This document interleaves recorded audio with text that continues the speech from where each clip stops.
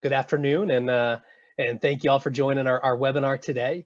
We know the start of the school year has been unique, to say the least, and at times I'm sure very stressful as we've all been dealing with uncertainty and adapting to the challenges of remote learning and hybrid learning, or however your school or district has been moving forward with this semester. So we hope you find this webinar informative and helpful. My name is Ron Gibbs, and I'm with Graduation Alliance. We're excited to have Dr. Scott Solberg lead today's webinar on trauma. How is that impacting our students, and strategies for incorporating trauma-informed social emotional learning supports for our students. Dr. Solberg, if you want to go to the next slide, with a little more information on Dr. Solberg. Dr. Solberg is a professor with Boston University with a background in counseling psychology, and he has past experience as a licensed psychologist, specializing in treating anxiety disorders. Dr. Solberg's research focus is on resiliency and how setting career and life goals helps youth and adults become proactive, adaptable, and resilient for managing future uncertainty and life challenges. And that is why we are again, very excited to have Dr. Solberg talk with you all today about our students and the uncertainties they are facing and the challenges they're experiencing, and of course trauma. And then real quick before I hand it over to Dr. Solberg, I'll mention that we will have time at the end of this for Q&A, and we'll also be aiming to provide a recording of this webinar that we'll be able to send out as a resource following this session. And during the webinar there will be times when Dr. Solberg will open things up for your thoughts, questions, your input, and we will definitely appreciate your participation during those times. And so I believe, are you going to be able to provide that link to the interactive site? There we go. So this is a way for you to interact. I'll hand it over to Dr. Solberg, and he can kind of explain that portion as well, and then kick things off. All right, well, thanks, Ron. So excited to be here to talk about this topic. It's one of really a passion of mine, as we talk about the youth that we really need to find a way to connect with. What we're doing with the paired, and some of you probably have been using it in your schools. If you open up a new browser, so up in your Chrome or whatever you're using as your search engine, open up a new browser and go to joinpd.com. You can put in this passcode. I think it's going to ask you for an alias. You can certainly put your first name if you'd like, so we can chat with you directly. But the XBH, there's no space, and then YWZ. And what's going to allow us to do is have a conversation live while we go through this, if those of you who haven't used it. And we found it pretty seamlessly interactive. So really hoping you guys you all will connect to that. So I see we've got 6 online right now. So again, it's joinpd.com. Ron, if you could put that in the chat box along with the code, and then what I'll do is switch out of this. Easy for me to go back. If some of you want to do that, we can certainly, I can easily switch it back to this at any time. So if you're having trouble or not getting it. So you got that, Ron? We there? I got it. Yep. All right, excellent. Yep. Okay. All right, so we'll kind of get on with the show. So those of you that are in the Pear Deck, which is really fun, you're gonna see right now on your on the web, on the browser you open, the opportunity to write something. And what we thought would be fun as a connecting activity is, we thought it would be fun to hear from you all what your go-to. I'm looking for ideas for Thanksgiving meals, so want to hear what your go-to. What has to be on that menu for Thanksgiving coming up. So if you all want to just kind of throw some things down on that would be great. And what I'm able to do in a moment here, we've already got 3 of you responding, is I'll show the responses, but I'll give you all a second here to put those in. I think Ron, what's the go-to in your family? My family, it's oyster dressing. Oh, wow, I'm not going to be able to make it, Ron. I'm sorry. I won't be coming over this year for that. But yeah, I think for ours, the mashed potatoes have always been a staple, and it's kind of a genetic feature. If you're either part of the family or you're not, and it's usually your enjoyment of mashed potatoes, it's the defining moment. So here's some great sweet potato casserole. Absolutely, my mom's got a great one, and I think my wife's got a plan for that. Broccoli rice casserole sounds great. We got the stuffing. It does not say oyster stuffing, so that's still a little generic on that one. Oyster I'm sorry. dressing. Oyster dressing. Yeah. Captain Morgan sweet potato. So we're getting it. We're getting right in there. Spice it up a little bit as well. That's great. Haven't heard of that. Sweet potatoes. Yeah, you know, I was never had really sweet potatoes until recently, and they're so good. Another sweet potato, pumpkin pie, great. You know, homemade dinner rolls. I'm getting my sourdough starter back on. And I had it when COVID started, I got really good at it. It took me a while. I had some really bad experiences, but I'm trying to get it started for the holidays so we can have some sourdough rolls. So yeah, the dinner rolls are really important. You know, what is canned cranberry sauce really? I mean, it looks like it's plastic and just a mess. I love homemade cranberry sauce. I agree. And maybe some of that Captain Morgan could slip into some of that too. The mashed potatoes, the turkey and the outdoor. Oh, wow. Nice. So tell us where, and we'll all be there. We'll all come out to the camp, and it's outdoors, so we can distance. That sounds like a lot of fun. Turkey pot pie the day after sounds fantastic. That really sounds oh my God, pecan pie. That's great. All right. Okay. I think we got one more. Oh, in the upper peninsula. Okay. The upper UP there. Hey. Waiting. Raspberries, yeah, you betcha. That's right. That's right. I was in Wisconsin for a long time, so it all comes back quickly. Raspberry salad, awesome. All right, let's figure. All right, so I'm gonna go ahead and hi, thank you. That was great. And you know, we're in COVID, we're on Zoom all the time, so we've got to find ways to connect with one another a little bit as we go through this. So here's the outline. Yes, I've been using Canva. That's been my new skill. It's sort of like I had to do something new and different for my students this year. Just looking at print is really tough. We do have a lot of print today, but I thought I'd put together a little nicer looking graphic design. So we'll talk about the nature of trauma, being trauma informed, and kind of the elements of that. I'm going to present something which I'm pretty certain you've not seen. It's called the Bridge to Self-Sufficiency. Really, really nice model. Been used with homeless adults in shelters as a way of supporting them getting into the world of work and obviously self-sufficient. And we've adapted it as a positive youth development model. So it'll incorporate the trauma-informed component to that. And then thinking about it broadly in the college and career readiness and really focusing on the social emotional learning skills. We call it resiliency. But these are the what we'll call the deeper human skills our youth are going to need if they're going to be successful in the world of work. So that's sort of the thinking around the big parts of today. But we thought it'd be nice also if you're coming to this is a popular topic. There's no doubt. And you've got some ideas about what it is you hope to be learning. So we thought it'd be nice if you could, in using the deck, just throw out what are the big points that you're hoping we're going to address today, just to make sure that if I have choices in our time, that I make sure we address some of those pieces. If there's something we're not going to address, then maybe we can get back to you on it if it's something that we're not familiar with or something that's out there. But would love to hear from you in terms of what you're kind of what you're looking to learn about. Okay. So, and thank you for putting your name down. That's awesome. Ariel and Chris, that's great. Virtual SEL ideas. Yeah. So, Nicole, awesome. And Nicole, we're going to have to have a whole session on that. So Ron, that's our next session. I actually have a lot to say about that. We are working in our Boston public schools, and we have been building the virtual SEL lessons. And we have a plan and a strategy, and I would love to showcase those with you all. That's pretty exciting stuff. And it's all based around the SEL and based around career readiness. So, so it's not directly in today's session, but it's something that I think would make a perfect topic. There are some resources, that we'll kind of send out after this from some of the previous webinars that we've done on some similar topics that we can also send out again as well.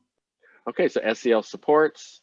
How to assist them with virtual SEL learning, real kids, yep. And so how are we going to do it with real kids? Yep, important process.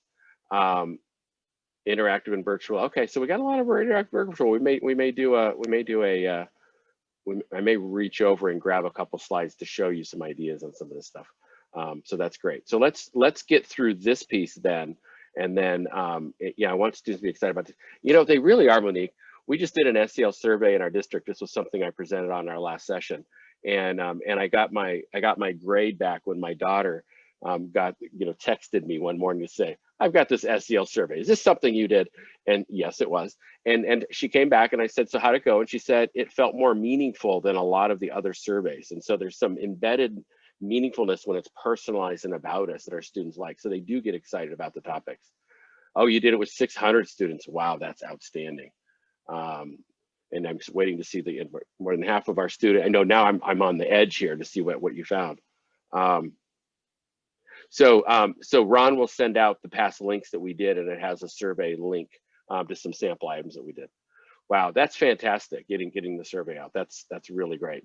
So and if you have some more, use the chat box, or and I see some have, Ron, you'll be looking at the chat as we go through. So let me just kind of reorient kind of where my frame is when we talk about trauma informed and where I personalize my work. And one of you already mentioned the rural as being really critical, and it is. I'm using the term high need, high opportunity. High need because we have all of these youth that are disconnected in some ways. They may still be in school, but they're not engaged. They're not in school and they need to be. They're leaving school and they don't have the skills to enter the workforce or any sense of planning, right? So we know that there's this group that's very much in need for lots of reasons. Income can be certainly a big piece, and access to living in a place with wealth and supports. But I call them high opportunity too, because if we can do our work well, these youth are going to have a tremendously productive life in the future. And economically, we can only grow. We can only go up, right? Because we know that they're challenged already. So I use this as a term to kind of talk about that. And this is a picture of kind of the range of places. And I'm hoping some of you on the call today are working with some of these important populations. And if you are, thank you, because this is really, as a community, we really need to be thinking about these different populations as we go through.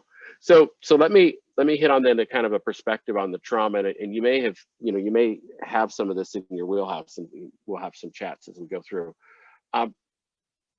The idea here is, if we're going to be effective with youth who we're calling high need, high opportunity, we do need a trauma-informed lens, but it also has to include critical consciousness, right? We need to understand something about the context. I'll continue with rural, since that was the first one that came up. The rural is a context. It's a context where there's few, it's a smaller labor market, right? So less job and opportunities. When I was working in Wisconsin, we were looking at the Upper Peninsula and connecting it with what was happening in Wisconsin to say, how do we create more of a regional perspective rather than each remote and rural town trying to do this alone? We had districts up in northern Wisconsin that would come together, and each district, there was 4 of them that came together, and each district offered 2 career pathways from our career tech ed partners. And then they brought all the kids together from these communities, and they bused them to the ones they wanted to do. So they created a larger community effort to build workforce skills and get youth excited and connect them across a broader range in these rural communities. Phenomenal, fantastic. I'm sure we could do the same thing in urban settings as well. But the idea of critical consciousness is recognizing that, and we'll talk a little more on that, but just recognizing the role that context plays, whether it be racial, whether it be issues around racism and what's happening there, whether it be issues of just generations of hopelessness. There's a lot of things that's not about the individual. It's not it's not what they want. And so we have to help expand our lens so that we're not engaged in the kind of implicit bias practices that go on. And what transformative social emotional learning from our colleagues at CASEL gets into is just that. How to help as a mentor, how to be that caring, encouraging adult, and what we have to have both in the trauma-informed and critical consciousness to be truly present and effective with the students we're working with. So this is kind of the aspirational piece of what we're trying to get to and why we're talking about this. But again, trauma-informed, I'm taking it, this is a really nice piece from Babcock, and Ron will work with me to get the resource. It's a nice little publication she did. And really just showing the data on how trauma impacts executive functioning and future planning, right? So it's not, you're not able to think about hope, have hope, and have a sense of looking past your current situation when you're in this kind of traumatized environment or feeling traumatized and stressed. It affects the working memory. So it's even hard to learn. It's hard to hold on to anything because you're either needing to be completely vigilant around the danger around you or the feeling of that danger around you. And the brain just isn't able to absorb the kinds of exciting things we're trying to teach. And then certainly it impacts on resiliency and adaptability because we're not going to have the flexibility. We're not going to be able to have the stick-to-itiveness and the perseverance we need as we're trying to both learn as well as we're trying to think about kind of our future. So, so it's really interesting how the goal setting issues that we want to do within kind of working with our youth and really getting them thinking about the social emotional learning skills that we want them to employ. It's an executive functioning issue, right? And that is what's being impacted through trauma, that we have to be able to recognize that it's not going to be simple. It's not going to be easy. And we can, especially if we're working with adolescent youth, we can talk about that. You know, we can explain that. But what it also means is when we talk about goal setting and agencies, we got to break it down then into smaller bits. Really smart goals, meaning very short, not, you know, short-term goals in the shortest term could be the next hour, maybe for this day, and not be going too far out until they can start getting some momentum. And again, we'll talk about this kind of bridge to self-sufficiency as a strategy and thinking about some of those areas. The limbic system, the fight or flight response, you know, the COVID is having a larger death rate among our Black community, our Latinx community, and they believe it's because of racism.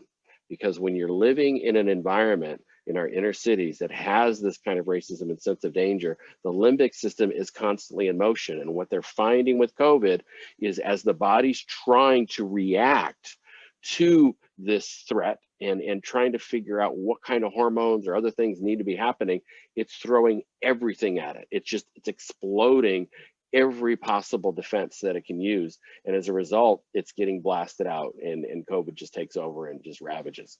So what they're actually doing is medications to slow it down so the body uses a smaller number of reactions to the threat so it can build and learn how to fight it. So when it tries to fight it with everything, boom, it loses. And that's because they believe it's because of the trauma that's being experienced in our inner communities. And so they're linking racism to the fact that this kind of disease is just ripping through our whole community. So really, really scary in terms of that. So so interesting, I thought, on that, you know, seeing the connections on those. So what are you seeing, you know, when you think about trauma? What do you see as some of the behavioral indicators that you're observing? So we can share some of those ideas. That would be great. And if you have anything in the chat that you want or questions that we just talked about that you need more clarification on or anything like that, let's do that.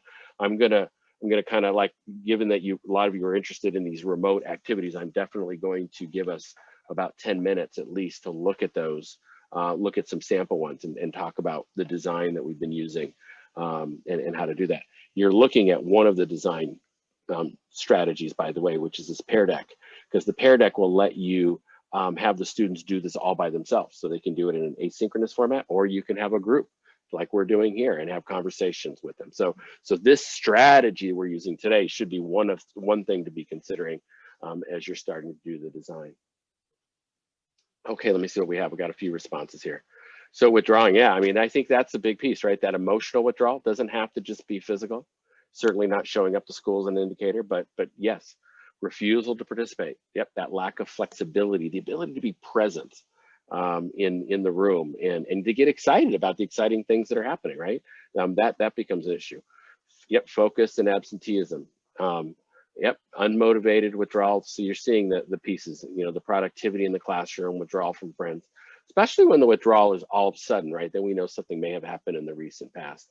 You know, when we did our assessments with the scholar-centric assessment tool, which we'll talk about at the end as well, we used to get feedback from principals all upset because the data was indicating that their star student, and this has happened on many occasions, by the way, their absolute star student was being put on the risk category. How can this person be at risk? And our response was always, well, go talk to them, right? Find out what's going on. And they would come back saying, oh, we didn't know she's homeless, right? Or, oh, we didn't know she tried to commit suicide. We didn't know she'd just been hospitalized. So there's real things going on with our youth. We know that, and these are indicators, and these are the all of these great isolation, the shutting down, you know, that extreme exhaustion. Absolutely. I think, well, think about how we're dealing with COVID right now, right? Who's got energy, right? I mean, we're all going through a kind of a trauma through this. Short-term memory, my short-term memory is shot. If I don't write it down or get it done, it's really hard for me to hold on to things. So let's hope I can remember to do that, the online activity. Just kidding, we'll remember that. Yeah, uneasiness, fidgeting, irritability, anger, you know, fight or flight, right? And so we've done a lot of the flight, which is the withdrawing, and now we also have to remember there's a fight response. And so when we see students that are angry and are easy to start acting out and having meltdowns, it's just the flip side. They're on the acting out versus rather than just pushing it in. And so we have to recognize, as you have, that these are signs of a child who may be experiencing some trauma in some way. So that's great. Excellent thoughts. So when we think about critical consciousness, you know, and you can think about Ferrer's work in this as well, because that's certainly, this is where we're getting the term and the concept. I'm basically operationalizing it around using the word context, right? It's instead of saying this student is irresponsible, unmotivated, lacking in any sense of future. It's not about them, right? It's not about their intention. No one wants to fail. No one wants to be completely out of, you know, disconnected completely. So we have to recognize context and what it is that may be happening to that individual, and more importantly, that we're open to that, right? So we're not using language and we're not designing programs that say, well, if you would just think better, then everything will be okay. It might not just be about thinking, right? As some people said, you got basic needs. There may be some food concerns going on. There may be some home, you know, physical shelter home type things going on. There could be lots of insecurities that are happening. And so we just want to be open to that, and you make sure that our language and our approach and our caring quality is there in a way that the youth are not feeling as though we're blaming them or basically assuming in some way that they are the ones who are responsible or in control of the situation. So locus of control, locus of responsibility shifts to an external rather than an internal frame. And it's really hard because we're all about motivation. You know, if you really wanted to get this work done, you would do it, right? If, you know, it's all about the inside person having the interest and motivation, and it's their responsibility for their own behavior. Our whole language in education speaks to it all being internal. And all we're suggesting is, you know, their bandwidth may not allow them to really manage behavior effectively, right? They may be so stretched, so thin emotionally, they just don't have it. And that's what we're trying to consider. And what emancipatory communitarian is, besides being a really cool looking couple of words, what that is it's really saying we have to stop assuming that the structure of our education is working for all youth. And we need to start thinking about how we can redesign it. And what is COVID making us do? A great redesign process. And I think if you've been leaning in to the remote, you're probably finding that in the remote setting, there's things we can do better than we can do in a classroom. And so there's certain kinds of ways of thinking now about how we provide education and things.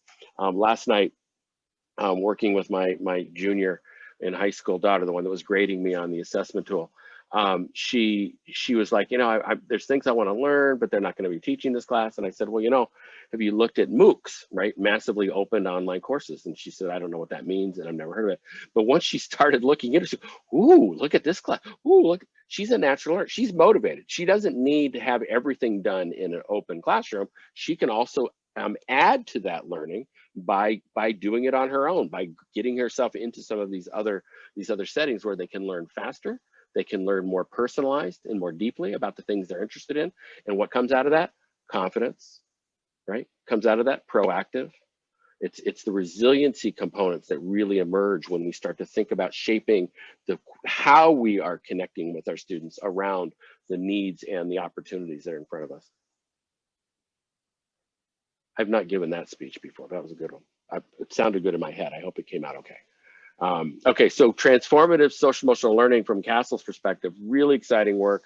Bob Yeagers is just amazing, one of my heroes right now, really putting this stuff together. And what we're really looking at now is who's facilitating the learning, who's facilitating their development of social emotional learning skills, Who's facilitating this process, career readiness? This is the individual who needs that trauma-informed, critically conscious component, because in order to be caring and encouraging, which is what they're needing, someone who believes in them, we're going to have a certain level of relevance, cultural relevance. We got to know about the culture of the individuals there. We've got to have to start doing more project-based learning efforts, participatory action research, where youth have a voice in guiding and shaping the efforts that are going on. This is from Bob Yeager's work here in the terms of rethinking CASEL's SEL competencies in ways that bring in more of this critically consciousness, right? So needing to understand the personal sociocultural components to identity, recognizing that our youth of color and our youth in rural areas, they're not getting exposure to STEM opportunities, right? They're not seeing themselves as having potentialities in these different high need, high wage occupations, right? So we have to manufacture learning opportunities and manufacture opportunities to connect with employers and other role models to really build an identity that says, wow, this could be me. And that's what we want. We want hope. We want a sense of potential and possibilities. And so this is, I'm not going to be able to go through all of these right now. I just wanted to showcase that they were moving in this direction of critical consciousness around SEL, which is really exciting. I was on the phone, I was on a Zoom call this morning with my colleague from South Africa. And one of the things that keeps coming in is that for teachers to be successful in a classroom with 70 students, think about that for a second, I'll pause, 70, who are speaking up to 15 different languages, therefore at least 15 or more cultures. And given the violence, trauma histories that are all personal to these different cultures, this teacher has to know all of it in order to be able to connect in that classroom. The relationship skills comes out as such a critical piece, and it's all about critical consciousness. It's all about knowing enough about the students in the room and the context of their lives from the history and things in order for them to function. And I think that's the same thing we're talking about here, thankfully on a smaller scale, but definitely the same kinds of things. So where would you put your current skills in this conversation? Would you say you've got a lot, that you've got your beginning, your learning, or you're feeling confident in terms of this area? Where would you put yourself? So I didn't put it as a rating scale, it's open-ended, but just kind of where do you think you're falling in this whole thing? How are we doing on the chat? Great, thanks, Kitty. That's really good. Yeah, I'll keep an eye on the chat box. Nothing on that end for this question yet. All right, well, I got a few responses on here, so let's see what we have. Growing, yeah, pretty good at this. Good.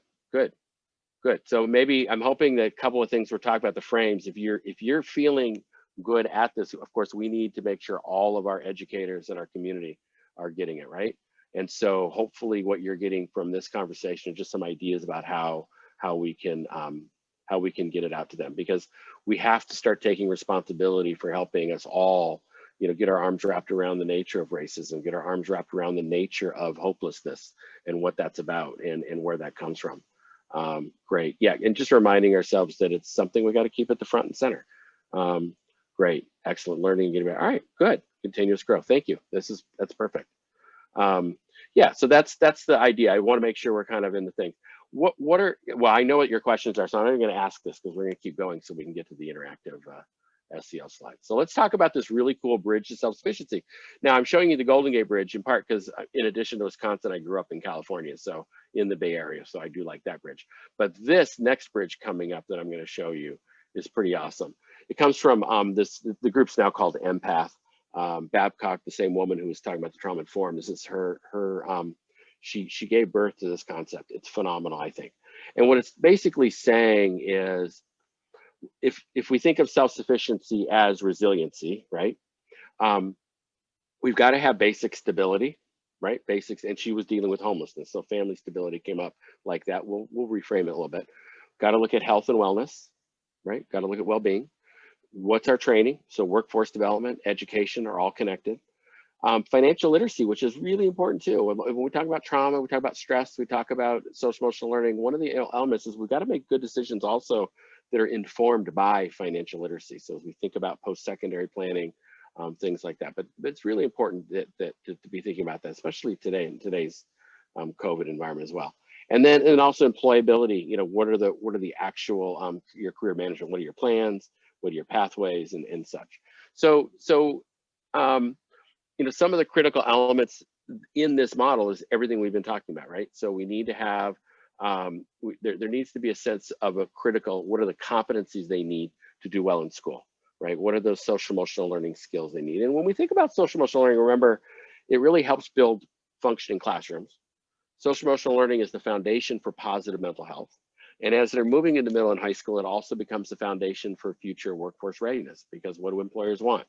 Deeper human skills. They want empathy. They want people who can connect. They want people who can manage their behavior, manage their emotions. All of the skills we're talking about that make a good classroom is what makes a good work environment. And so we have to help continue building that. So when we think about these competencies, it's not the academic is not the full competency. It's also about this, the SEL is half of that equation. Another one is the access to care, encouraging adults. And we talk about a web of support. So not only yourself, but as you were saying, we got to get our colleagues on board. We have to understand this physiology of trauma. We've already mentioned a little bit about work-based learning, project-based learning, things like that that are really good. And then finally, I'm going to talk about success identity and these kind of positive youth development characteristics. The other thing that I like about this framework is it embeds the critical consciousness as a really critically important in this whole thing, and we can see it. Also, remember I was talking about, you know, how do we get started when we have someone who can't really set goals, the executive functioning is challenging. We talk about these as atomic habits. I don't know if some of you have read the Atomic Habits book or seen it. Pretty exciting stuff. And what we're looking at is just make one small change, just a tiny one, just a tiny one, just a tiny one, right? Nothing big, nothing huge. You know, when we were working in our school in inner city Milwaukee, we found the kids didn't have jackets for winter. So we basically, my staff put together a rummage sale that was all free. And people donated all of these different items, and the families would come in and get what they needed. So what was the atomic habit for them? I got a warmer coat. And maybe the change, that's that small little tiny change that starts to change my feeling of potential and possibilities. So sometimes it just starts with those basic needs that we talked about. But the idea of atomic habits is great because they're little tiny things we're trying to change. And it's amazing how that little tiny change can start moving and driving us towards the next change we're going to make, because it feels good to change something and to get some sense of control. ILPs are individualized learning plans. So that's the career readiness and career development work that I do. And that's another part that really needs to be thought about in this, so we can get them focused. And then creating the positive mindsets. So, and then the other things we'll look at in here in just a second. Checking my time. So this is kind of from a positive youth development framework, how I'm proposing, and love your feedback on it, how I'm proposing this bridge to self-sufficiency can work, right? So when we talk about stability, it's the family, the quality, the assets, but also the individual's qualities and assets, right? What is their talent and skills as part of that? Getting access to encouraging support. So having relational bases are really, really important. For well-being, it's physical, it's emotional, it is future orientation. As we said, that's a challenge, right? So we have to be thinking about how we can bring that in. The reason why we want mindsets is because we want to focus on malleability. What are the things we can change, right? Math is not something you're born with. You learn how to do it. And it doesn't mean it's easy, but we learn how to do it. Everyone does. And so by getting that mindset that these are things I can learn, that really becomes important. And that my future is not basically predicted from my past, that we can change some of the direction. For education and training, and what are they in school for, right? It's not going to feel relevant given the trauma they're in, but how do we help them find relevance? We help them find relevance by finding a sense of hope for their future, and then reflecting on what's happening now in this academic setting, in their after school settings, in their community settings. What is out there that can help me prepare to pursue those goals, right? So it does start with them, as helping them find this sense of hope and direction. And that's why the career readiness and career development piece is an important addition to all of this. And then with financial management, we need them to look at the world of work and the opportunities that are there. If they can graduate from high school with a credential in, say, information technology, you've got this whole customer support certification that they can get. They're making $30 an hour right out of high school, even while in high school, if they get it before. let's talk about that. Let's help them see that there are pathways. Even from a rural perspective, there's ways we can connect them to online pieces. Now I realize I've got colleagues in Idaho, they need first to tell me we don't have the internet, it's hard to get, but we got to manufacture those opportunities either through cell phones or by doing it within the school, and that's where that emancipatory communitarianism. Maybe we have to redesign our high school because it may have the online capabilities to make sure everyone can get in there for extended learning and more personalized learning, right? So we have to find a way to get them connected to these learning opportunities. And then finally, with the employment and career management, it's all about hope, the deeper human skills, combined with technical skills, the job search, and we've talked about this in other webinars, the need for that fourth industrial revolution set of skills. So what are any initial thoughts, any feedback on this bridge? Does it seem, am I the only one excited here? I like the concept of kind of breaking it into these areas. Maybe it's not developed enough yet. I'm going to show a little bit in terms of how it connects up with the SEL stuff, but any thoughts on that? Yeah, we'll get you copies of the PowerPoint as well when we're finished with when we get done. We'll get the PowerPoint, and hopefully we'll put a Google Drive together with some additional readings and resources that we've talked about.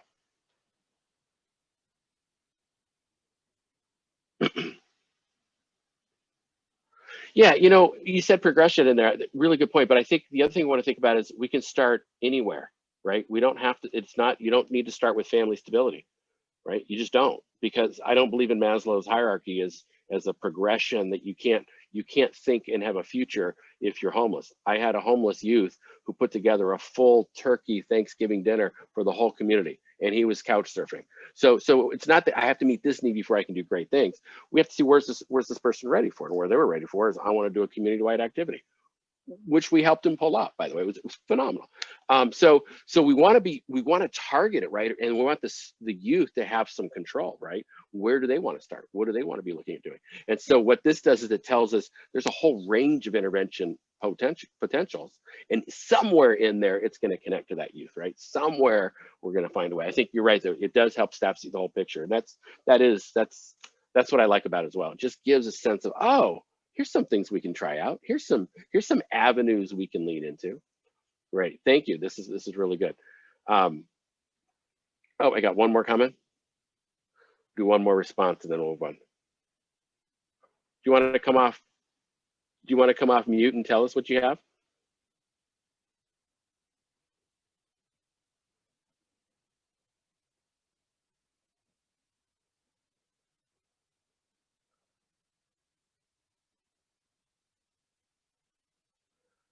I'm just waiting for this one to come out, but you can come off of mute too if you'd like. A student unwilling to quit.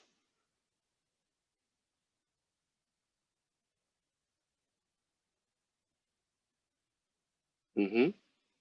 Yeah.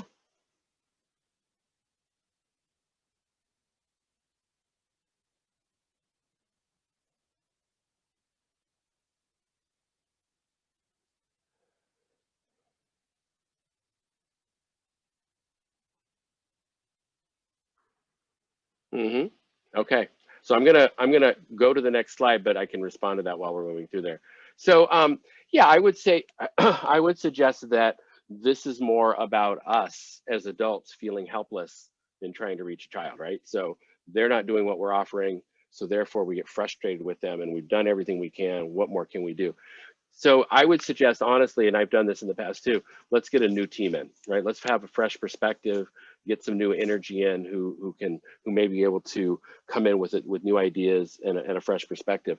We're working this process with youth that have been incarcerated and they're coming out, and they've been severely traumatized as adolescents. And it's absolutely true that until that sense of feeling safe and feeling listened to and feeling heard, they're not going to be able to start thinking towards a different future and be ready to let go and try some new things. So it is definitely a challenge in that. And medications come in and other things happen. So it could mean that we need a next level of supports to support that person. But apologize, I can't kind of go in through a clinical thing on this because obviously it's a very small amount of information, and I'm sure there's much more to the story. And I apologize that this doesn't really allow us to get into that level. So here's how I'm kind of connecting this up to the assessment tools around what we're looking at around SEL. So these line up with some of the assessments that we're working with in Scholar-Centric that I helped design. The idea of family stability is all about my feeling connected with my family, my feeling connected to educators and peers becomes really important. Am I feeling stress in connecting with other people and being in social settings becomes a really important indicator as well, right? They're not feeling safe or able to fully participate. Psychological, emotional stress, academic stress. Having a sense of future, you know, one of the big predictors of whether our students are kind of at risk is whether they saw, whether they had plans for after high school, right? Did they have something that far out in the future? If they didn't, that became a marker for risk, a risk marker. And it was a very strong one. It was one of the strongest single markers. They're not having those sense of goals. So that becomes important to know about. Financial stress, and we know with COVID, the insecurities going on can be a really important sign for us of things. And then when we talk about the whole purpose and hope, part of it is, do I feel that what I'm doing is relevant? That's what the motivation's about. Am I here in school because it's helping me think about where I'm going in my future? And then confidence is so important. The academic self-efficacy. The other thing my daughter says is self-efficacy is talked about in our family since she was a baby, and that's all she ever hears about. She never quite understood what it really meant, but now she's starting to. But anyway, but academic self-efficacy, it's not only important because it gives a sense of confidence to learn, but it's also about persistence and helping us when we get challenged, being able to rise to the occasion and continue until we do succeed. So it's part of that mindset of I will overcome, I will figure this out. So self-efficacy is a very powerful concept as we think about this. So Ron's going to talk a couple moments then kind of like around the measurement, and then Ron, I'm going to flip over quickly to if we can get some time. We're at 1:42, so if we can go flip through this quickly, then I'll move over and show some online SEL related activities. Yeah. So I think Dr. Solberg, you know, as a number of times mentioned, you know, resiliency and self-stability, and a few comments in the chat box earlier asked about, you know, the survey. And so, you know, this is basically the scholar-centric assessment, where obviously it's important to see where your students are at in terms of these resiliency skill areas, their value of education and linking education with future success, their self-efficacy and academic confidence, interacting with peers, keeping up with what's being taught, accessing resources, you know, their connectedness, their levels of perceived levels of connection, support with adults at school, inside of school, outside of school, you know, peers, and academic stress, social stress, financial stress, their sense of well-being, you know, agitation, sleeping issues, eating issues, their intrinsic motivation. These skills all, you know, are interrelated, but it's important to see where your students are at, and that's where the scholar-centric assessment tool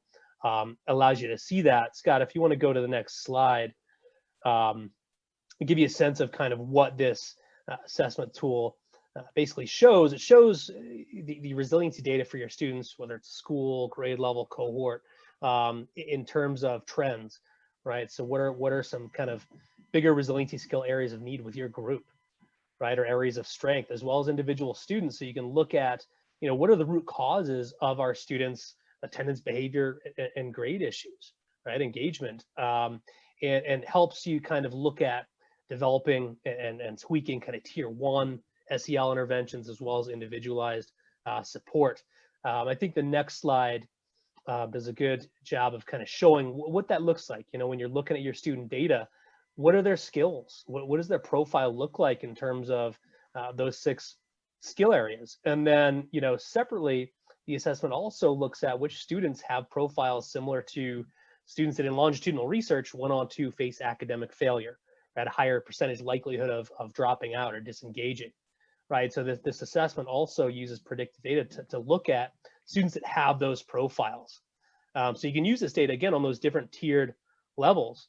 That next slide talks a little bit more about that. The 6 skills that I mentioned break down into more targeted sub-skill areas, and you heard me kind of mention some of those, right? Like stress, social stress, financial stress. We look at these different sub-skill areas, and some of those factor into that academic risk index. Students that have profiles similar to students that dropped out or faced academic failure in longitudinal research.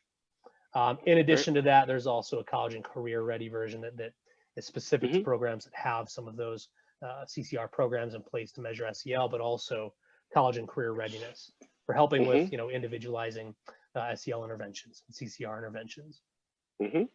Great. And again, we'll be able to provide more info on that for those that are looking at more of that in-depth assessment or survey. We'll follow up with some resources. Okay.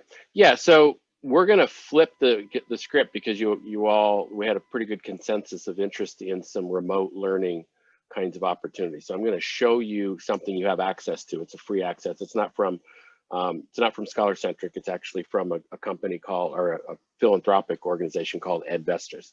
So it's going to take me a moment to do that. But if you could throw down your ideas on here, we'll come back to this just before we leave, if we can. But I'm going to have to stop share so I can go find this piece that I want to show you. We'll see how quickly I can find that. I think I can do it pretty well.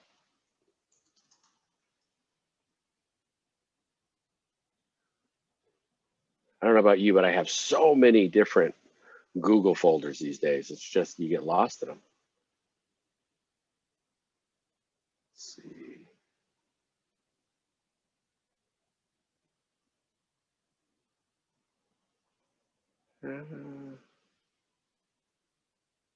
Let's see if I can find it.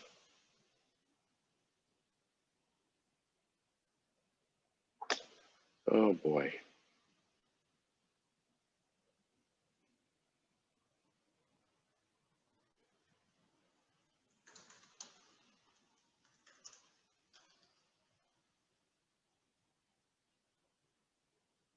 All right, I'm going to do one more second here.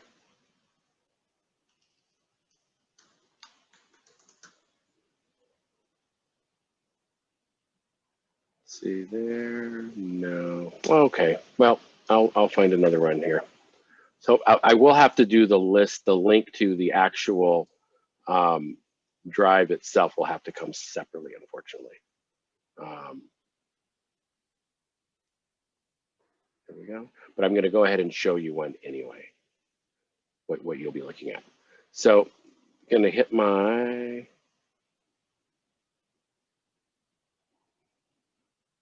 okay. Oops.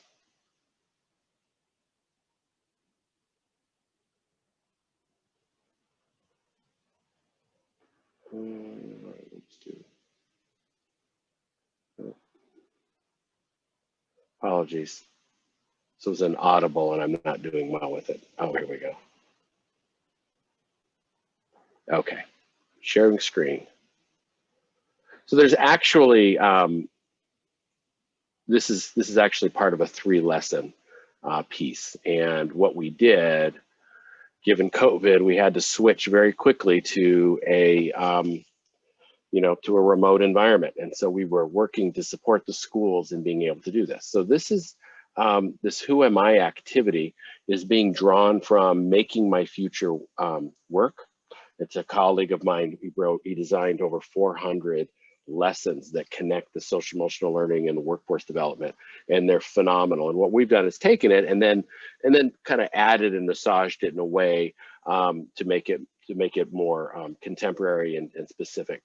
This is a school district that's using Naviance, so we actually aligned what they're doing. And in this particular day 1 is where they're learning about themselves. In day 2 or lesson 2, they're taking what they've learned about themselves and learning how they can language it into skill sets that could go into a resume, and then they go in and start building a resume. And then the 3rd lesson is when they take those skills and they go over to ONET, which some of you are familiar with. It's the US Department of Labor's career information system, and they can actually put these advanced skills into this little network and see this range, this huge set of occupational opportunities.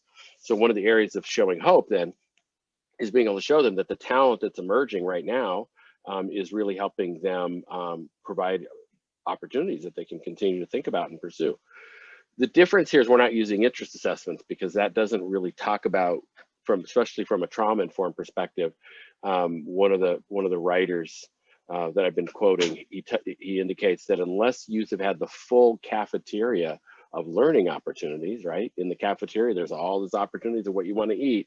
If you've not had a full range, how do you know what you're really about? How do you really know about yourself. And unfortunately, interest assessments, they don't take that into account. And so there's a lot of concerns about tracking youth into low-income occupations by using interest assessments. So we're using these other things, but this is the kind of thing that we have. So it's a set of slides, building. So here's the, building the resume slides. And I said it's here. When they're looking at it, the student is here's what a functional resume looks like. So we're teaching them about that. Then they're gonna go in and they're gonna identify, in building this, they're gonna identify these skills. And then what they can do is they can actually go in and copy these and move them over to this box. So they've got it on their own. So this could be done in an asynchronous way. It could be done in a group format. And then when they're trying to learn more about it, down below, we've actually put in all of these different websites where they can go, and this is indeed.com, by the way, is one of our favorites on that, but they can learn more about it if they're really interested in saying, well, what more can I learn about this, or how to communicate about it. These particular skills you're looking at come right from CASEL's new latest June version of linking SEL in terms of those deeper human skills you need for the world of work. So we've just taken them from that, and instead of using the CASEL framework, we put in a different set of titles for this, which is really exciting. So yeah, and then once they're done, they can go over to their online system in their ePortfolio, and they can plug in the skills that they have and start building their resume from it. So this is just lesson 2 from this piece. Let's see if I can come back over here. Oops, let me see. Yeah, so this was one example of a remote lesson, and like I said, we have a link that you would be able to go in and you can download these types of lessons just to get an idea. I mean, you could always make them change them, make them your own, things like that if you'd like. But definitely something to be considering. Any reflections or thoughts on that? Is that the kind of thing you would be interested in? Because we can do a whole webinar on kind of looking at the design of these. Yeah, Zello. So Zello, I'm very familiar with Zello. I know the owners and I know the system quite well. Zello is a great system. So it's a fabulous system, and certainly most schools have a system, so there's something they're using. And ONET we're using because each of those systems, for example, Zello would not be able to do this activity the way we're doing it in the third one. They just don't have that. That's not the way they think about this. None of the systems do this. So we went to ONET. And what we find is when we get good at this process, we use the system, the free access systems that are going to help us with our youth. And so, so it becomes important in that way. Looking at what Jeffrey had to say in there. Yeah, okay, so be interested in some of these things. ONET is really good, and the particular lesson we're looking at, oh, I'm sorry, let me show you. All right, see, now you keep asking questions, and now we're gonna go to the next thing here. Let me share my screen.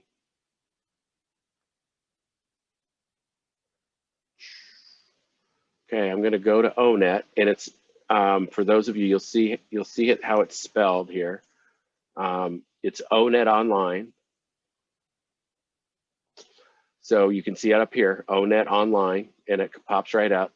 And what I'm a big fan of, as you heard me, I've already got issues with the interest assessments. What I'm a big fan of is this advanced search function down below, skills search. This is mind blowing. You've got that kid who has no future, nothing they do, but they play Minecraft all the time. Take a look at the skills that are involved in Minecraft. Let the student go look. There was a school counselor went out and found these amazing skills that are associated with Minecraft because you're learning engineering, right? So you got the students not going to sit for 180 item interest assessment anyway. We put them on the skills search and we say, oh, what were those skills you learned about, right? Well, you had to have critical thinking. You got to learn new strategies. That's important.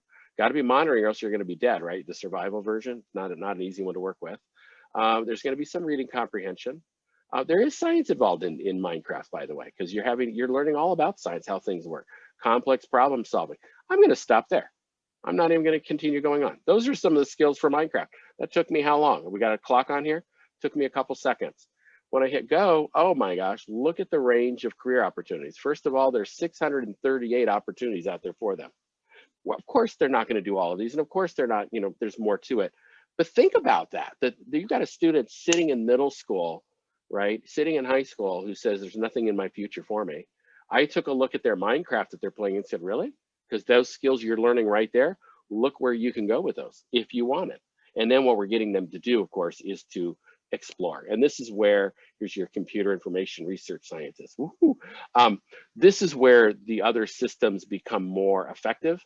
Your Zellos and your, well, Zello being one of them. There's a number of systems that are out there. The CIS systems from Oregon, people have them in their own states like ours. It's Mass CIS. We have MEFA pathway. And so they're great. They're better at taking it from this point, right? ONET's great at looking at the full range and expanding. And then once we want to learn about it, this is all a lot of information. It's great information, but we want it linked to an e-portfolio so the students get back to it. So just another thought of the kind of interactive things we can do. I've done this through, I just did one for juniors in high school is what it was for with the Delaware education system. We had parents on there and it was so much fun just to kind of help the seniors and we had freshmen on there too, kind of look through their potentials and possibilities and things. We've also done this for people who are out of work, right? So if you were working in the industry of, and then maybe they're working right now as servers, right? So maybe they've got a job that they're already doing. We throw that job in and all of a sudden it tells us the skills that associate with it. We go to that system I just showed you, put those skills in and say, wow, if you went to the local two-year college or you went online and got a certification in blank, those skills are have already set you up. It's the foundation for you to move in and do something even more and have a more higher paying and a more decent work, but also more stability, right? Maybe something in the healthcare industry, which is booming right now. But those that are working in servers in our restaurant, tremendous skills they have, incredible skills. And you add a little technical skill to that, you add a little bit more in terms of certification, and they're going to be able to go places. So we did do a national webinar for that was really exciting as well. So this particular little feature I showed you, we can highlight next time as well, go a little bit more slowly as we think about it. I'm going to go back to our original session here, if I can. Let me get to that. Where do we go? I just want to get back to, I have too many browsers open, unfortunately. There we go. Okay, so I'm going to hit my share.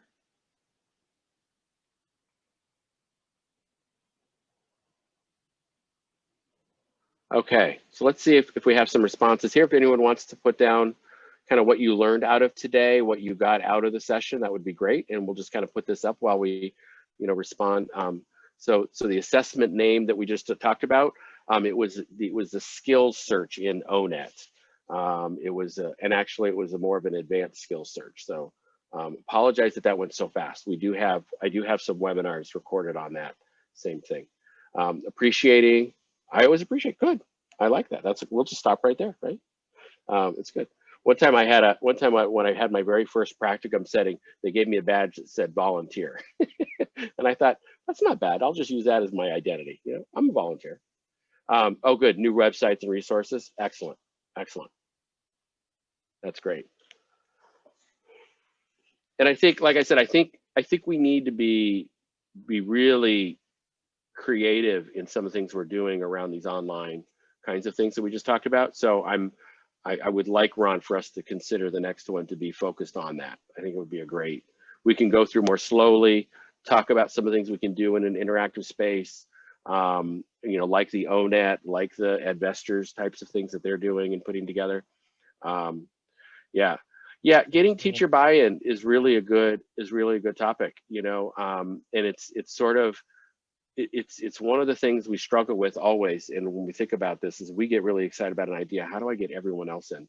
I think with some of these ideas and putting these in practice is we get our choir. We find who in our school or in our community organization are ready to talk about these things. COVID has been phenomenal in getting people to think about social emotional learning. My school district was trying to create this whole, they said it was a brand new innovation called PBIS. I'm in a small town that feels like it's in the 50s, and I think that moved us up to 1970 since PBIS has been around for a long time. And it took them 3 years to get it implemented. 3 years to start saying, why don't we give kids rewards when they do good things? I mean, it was just ridiculous, right? I love them to death, but it just took a long time. New administration, COVID comes in, boom, we need SEL right now. And they've just been going gangbusters. We brought a team together, started talking, put an assessment together, and it was incredible how they were ready to embrace it. But we also started with the choir, right? We started with the group that was interested in it, and then they rolled some things out. The other thing that's really good about this is you're saying they're pretty bullheaded, which I know they are, and thank goodness they are, because we like teachers that are stubborn. They're passionate is another word for it, right? One of the things about that is that we talked about them when the psychologists that put on the professional development about SEL, it wasn't about the kids at all. It was about them, and they loved it. They were like, oh my God, self-care, right? It's about self-care. It's about how are we taking care of ourselves. It's about mindfulness. It's about taking breaks. It's also, and they were absorbed. It was the best PD they ever had. And then once we've got them bought in about how important it is in their own lives, it's not as difficult for them to then see the relevance, obviously, as they're working with their kids as well. So think about that as well as in terms of those things. Really, really exciting pieces. We are at the out of time, and I know we're now a little bit over, and I want to say thank you to everyone. Great. This is great. I hope you guys come back. We're gonna keep doing this each month. I love it. As you see, I get a little passionate about these topics. I think it's really important, and I think we need the community to practice, right? We got to find somewhere where we can get new ideas, and we're trying. The ones I'm doing, I work with CASEL. I work nationally with state leaders all over the country on these topics, and so when I'm bringing some of the things to you, a lot of it has been vetted or brought to me from other places where people are excited about it. So I try to bring things that are relevant that you can use right now in your work. So we'll continue to try to keep doing that. So Northern Wisconsin, I was in Milwaukee and then in Madison, and the Northern Wisconsin districts, the rural ones, I do not remember the names of them, but I could find out. I work very closely with Wisconsin still. They're very dear colleagues. So, but yeah, Wisconsin I loved it. Loved Milwaukee, loved Madison. It's great. Boston's not bad either. I'm not going to complain. It's not, and living near the ocean is nice. So, great. So, thank you, everyone, and we'll stay on if there's some questions. We're not going anywhere, but I know some of you, we got some hard deadlines. I've got one too, probably, but I'll stay here for a little bit.